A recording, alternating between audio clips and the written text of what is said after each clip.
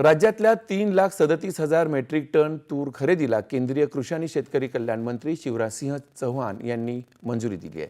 मूल्य समर्थन योजनेअंतर्गत ही मंजुरी देण्यात आली असून 2,696 कोटी रुपयांच्या निधीतून ही तूर खरेदी केली जाणार असून राज्यातल्या शेतकऱ्यांना त्याचा थेट लाभ मिळणार आहे।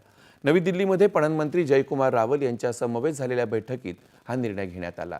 या उच्चस्तरीय बैठकीला केंद्रीय कृषी विभागाचे वरिष्ठ अधिकारीही उपस्थित होते। शिवराजसिंह चौहान यांनी खरेदीशी संबंधित व्यवस्थेबाबत रावल यांच्याशी चर्चा केली। पंतप्रधान नरेंद्र मोदी यांच्या नेतृत्वाखालील सरकार शेतकऱ्यांच्या हितासाठी पूर्णपणे कटिबद्ध असल्याचं सांगून तूर खरेदीच्या या निर्णयामुळे केंद्र सरकारला मोठा वित्तीय भार सोसावा लागणार आहे। राज्य सरकारच्या समन्वयाने नाफेड आणि NCCA यांच्या माध्यमातून ही खरेदी प्रक्रिया राबवली जाईल असंही चौहान म्हणाले। खरेदी प्रक्रियेत पारदर्शकता आणण्यासाठी आधुनिक तंत्रज्ञानाचा वापर करण्याच्या सूचना त्यांनी दिल्या। आवश्यकता भासल्यास खरेदी केंद्रांची संख्या वाढवण्याचेही निर्देश त्यांनी दिले। या प्रक्रियेमुळे थेट शेतकऱ्यांकडून खरेदी केली जाणार असून मूळ उत्पादकांपर्यंत सरकारचा पैसा पोहोचू शकणार आहे। गुरु तेग बहादूर